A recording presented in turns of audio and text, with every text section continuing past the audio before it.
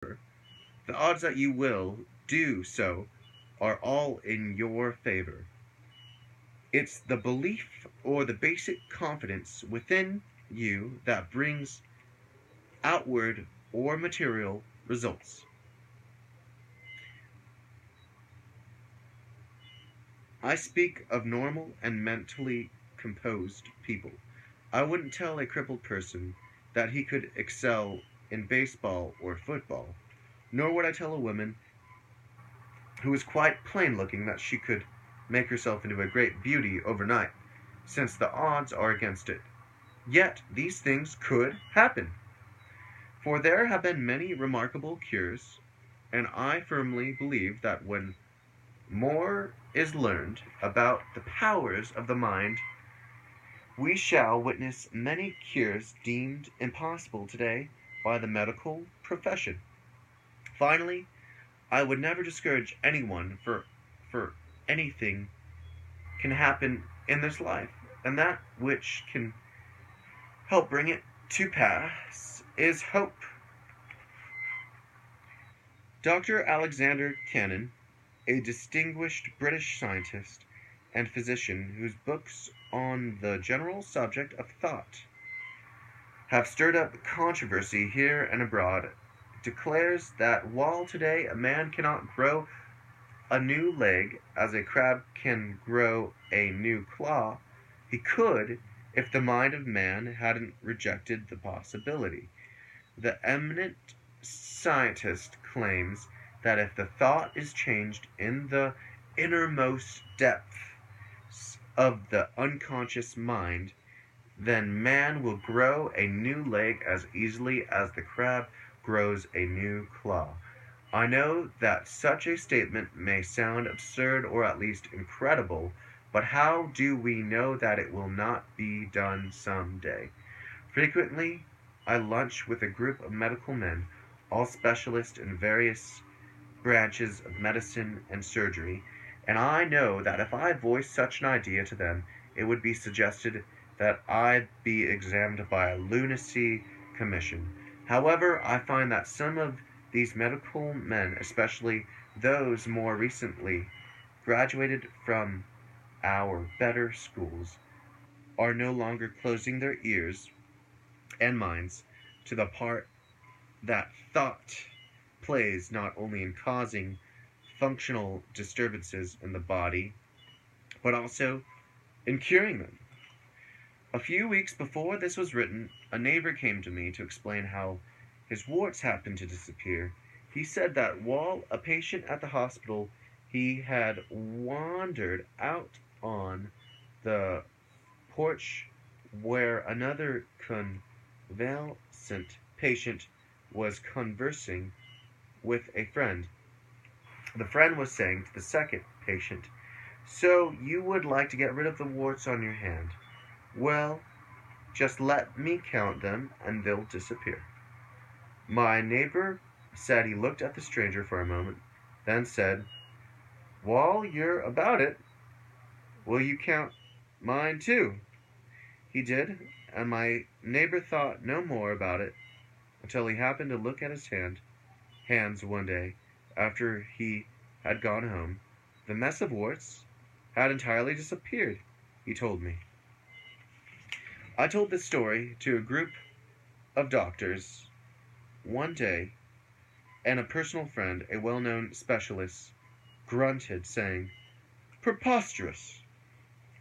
However, across the table from him was another doctor who had recently been teaching in a medical school. He came to my aid, declaring that there were many authenticated cases of suggestion having been used to cure warts. Suggestion having used to cure warts. While I was tempted to ask if any of them knew that in January 1945, the Columbia University College of Physicians and Surgeons had set up the first psychoanalytic, psychoanalytic, psychoanalytic, and psychosomatic clinic in this country for the purpose of studying the unconscious mind and the relationship between the mind and the body. I kept silent, for I felt that I was too outnumbered for an argument. I was certain, however, that none of them recalled that several years ago newspapers and medical journals had reported how Heim, a Swiss geologist, had removed warts by suggestion, and had also cited the procedure of Professor Bloch, another Swiss specialist in his use of psychology and suggestion for the same purpose. Since this conversation, considerable publicity has been given to the findings of Dr. Friedrich Kahls, noted Canadian authority, who flatly states that suggestion works, in many cases, even to curing warts, which are infectious and caused by a virus. In an article appearing in the Canadian Medical Association Journal in 1945, Dr. Kahls declared that in every country in the world, some magic procedures to cure warts are known. It may be anything from covering the wart with spider webs, to burying toad eggs on a crossroad at new moon. All these magic procedures are effective if the patient believes in them. In describing the treatment of patients with skin trouble, he says, I have often prescribed the very same ointment, accompanied by some promising words, which has been tried unsuccessfully by some other medical men and got credit for a quick cure. He also points out that especially suggestive is X-ray therapy, which works even when the technician fails to switch on the high power. Experiments with systematic fake irradiation bear out this observation. Here in Dr. Kahls' work we see examples of the magic of believing actually at work in the curing of warts and the treatment of skin trouble. Another time, my medical friends and I were discussing telepathy, and I remarked that some of our greatest students and scholars believe in it, mentioning that the late Dr. Alexis Carrel, member emeritus of the Rockefeller Institute for Medical Research, was not only a thorough believer in the phenomena, but declared that there was a definite scientific proof that man could project his thought, even at great distances, into other minds. This was a few months before the death of the famous scientist. "Oh, he's just a senile old man," remarked another specialist at the table, a nationally known member of the American Medical Association. I looked at him with astonishment, for when Dr. Carrel put forth his ideas in that remarkable book, Man the Unknown, published in 1935, he was regarded as one of the world's foremost medical scientists and investigators. It will be recalled that he was the holder of the Nobel Prize for his medical research. I have no quarrel with the medical fraternity. Quite the contrary, for generally its members are sincere, able, and open-minded men, and a number whom I highly esteem are among my closest friends. However, I have related these stories to emphasize the point that some medical specialists, especially those inclined to restrict their studies to their respective fields, refuse to accept anything that may upset their early teachings and dogmatic beliefs. This resistance is not confined to the medical profession, for there are countless specialists in other lines, including business, who know very little outside of their chosen fields, and whose minds are closed to any idea beyond their limited imagination. Frequently I have offered to lend books to these various specialists, only to be told, upon informing them of the contents, they were not interested. This is the paradox. Many apparently well-educated men and women in their respective fields will, in their broad ignorance, condemn the idea of thought power and make no endeavor to learn more about it. And yet, every one of them, if successful, has unconsciously made use of it. Again, many people, and yet every one of them, if successful, has unconsciously made use of it. Again, many people will believe only what they like to believe, or fits into their own scheme of things. Similarly, rejecting anything to the contrary. Countless men whose ideas developed the very civilization in which we live today have been hooted at, slandered, and even crucified by the ignoramuses of their times.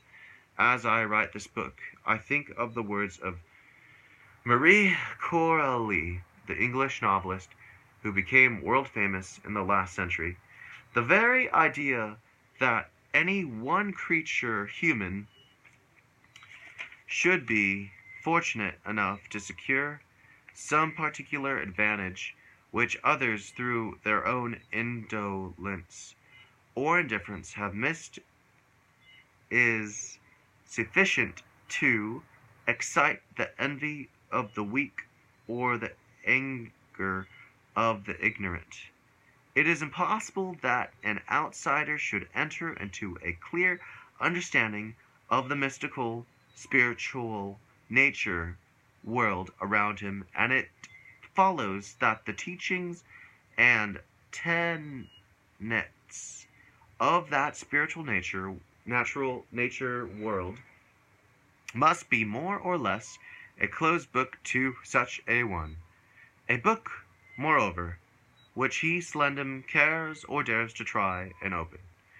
For this reason, the sages concealed much of their profound knowledge from the multitude, because they rightly recognized the limitations of narrow minds and prejudiced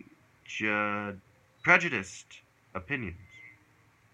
What the fool cannot learn, he laughs at, thinking that by his laughter he shows superiority instead of latent idiocy.